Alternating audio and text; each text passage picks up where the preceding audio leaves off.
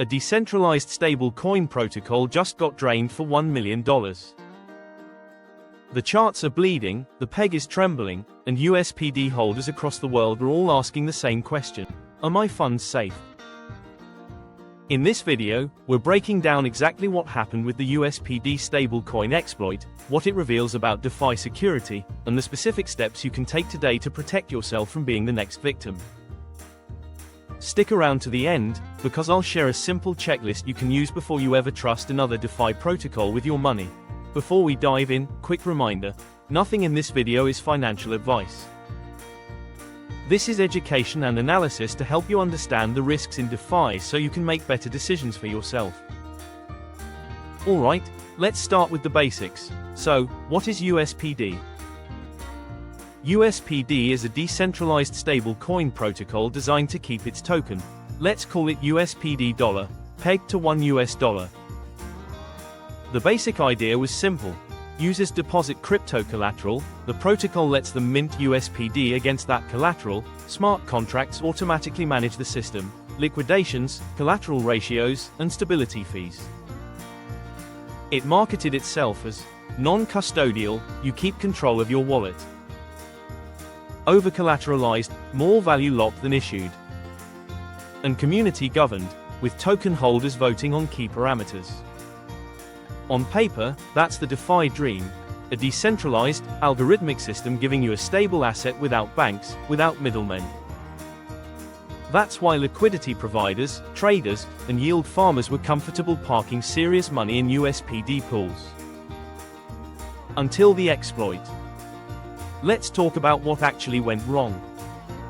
Now, every hack is unique in the details, but most DeFi exploits fall into a few common categories: logic bugs in the smart contract, price oracle manipulation, flash loan attacks, or privileged admin abuse. In USPD's case, on-chain analysts quickly noticed a pattern. One address interacted with the protocol in a way that shouldn't have been possible, and within a handful of transactions, nearly $1 million worth of value was siphoned out. Here's a simplified breakdown of the attack pattern. The attacker found a vulnerability in the protocol's smart contracts, likely in how it calculated collateral or handled redemptions. They used this bug to artificially inflate the value of their position or bypass normal safety checks. Once the contract believed they deserved a lot more value than they really had, they withdrew real assets, like stablecoins or collateral tokens, from the protocol. Within minutes, they sent the funds to fresh wallets, often then routed through mixers, bridges, or other protocols to make tracing harder. To the users watching the charts, it looked like this: protocol TVL drops by roughly $1 million.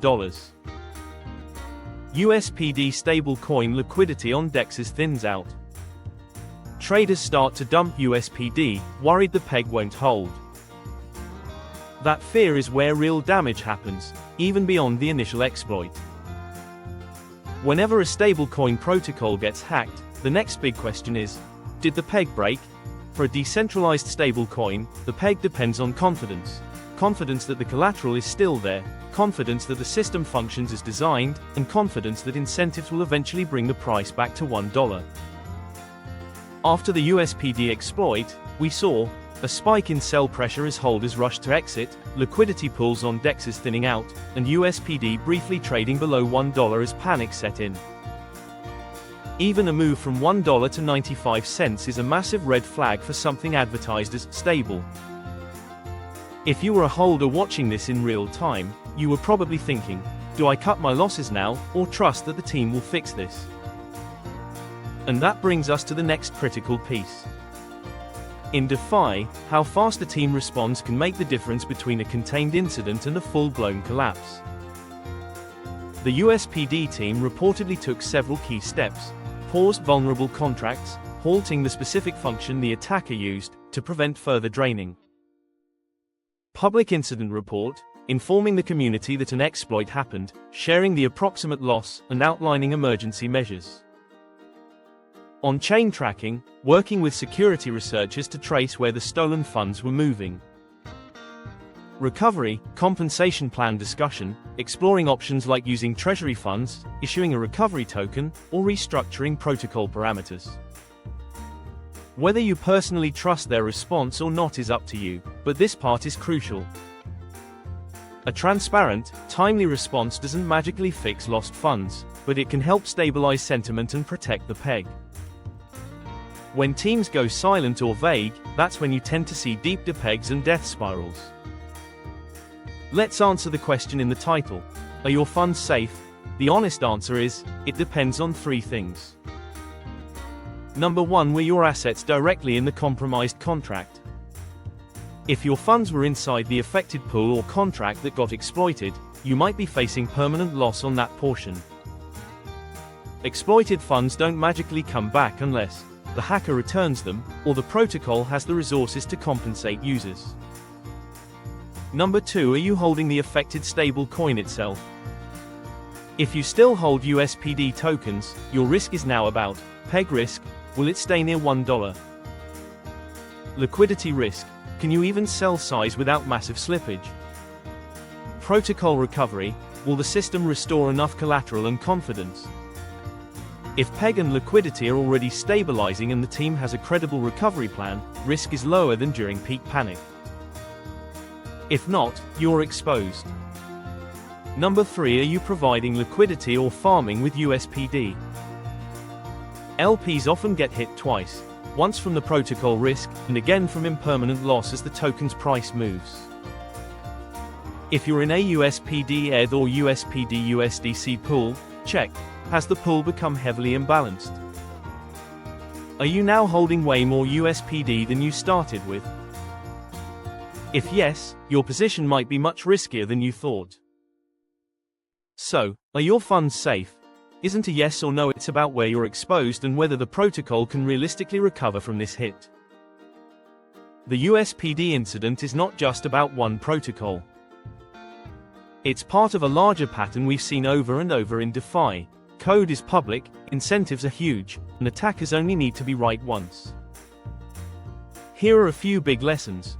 Lesson 1, decentralized doesn't mean invincible.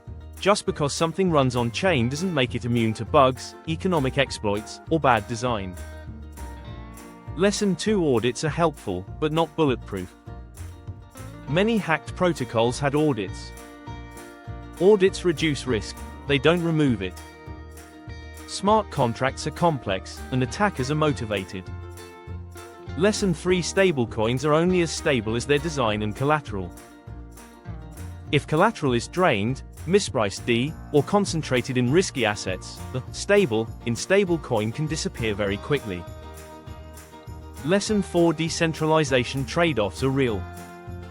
Some protocols keep admin keys or emergency pause switches to respond to hacks. Others choose fully immutable contracts and accept that bugs can't be patched. As a user, you're choosing not just a yield farm, but an entire risk profile. Alright, let's get practical.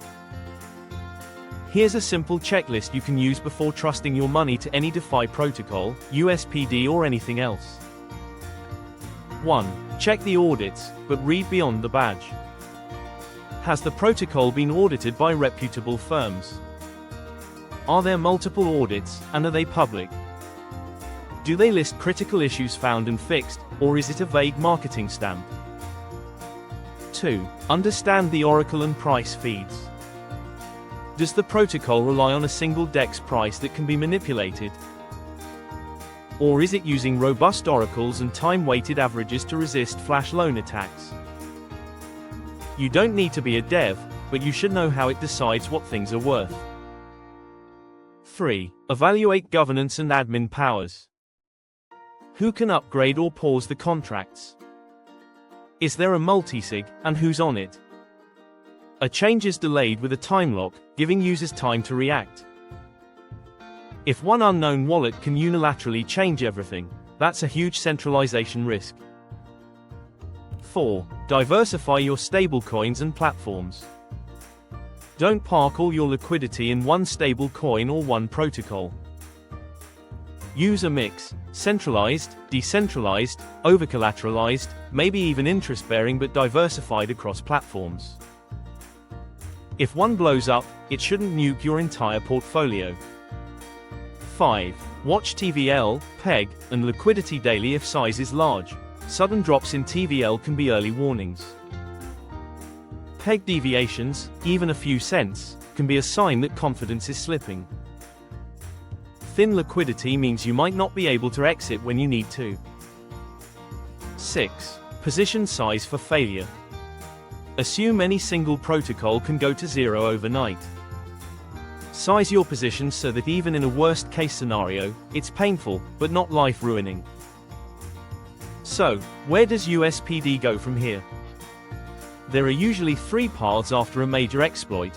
Full recovery attempt: protocol patches the vulnerability, secures new audits, uses treasury or external funding to partially or fully compensate victims, slowly rebuilds trust over time. Partial recovery, zombie mode: the protocol survives technically, but liquidity stays low, PEG stability is shaky, and most serious capital never comes back. Death spiral: confidence is gone, liquidity providers exit, the token trades at a persistent discount, governance goes quiet, and the project effectively dies. Which path USPD ultimately takes will depend on how transparent and competent the team is, whether the community still believes in the long-term vision, and whether regulators or centralized exchanges respond harshly or ignore it. As a user, you don't have to predict perfectly. You just need to decide, is the potential upside worth the risk after an event like this? The USPD stablecoin exploit is a harsh reminder that in crypto, yield is never free. If you're chasing AP in DeFi, you're taking on smart contract risk, oracle risk, governance risk, and good old-fashioned human error.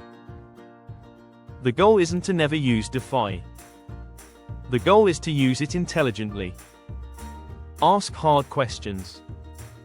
Diversify. Size your position so you can survive the next exploit, because there will be another one somewhere in the ecosystem. If you found this breakdown helpful, make sure you hit the like button, subscribe, and turn on notifications so you don't miss future deep dives into crypto hacks, DeFi opportunities, and risk management strategies.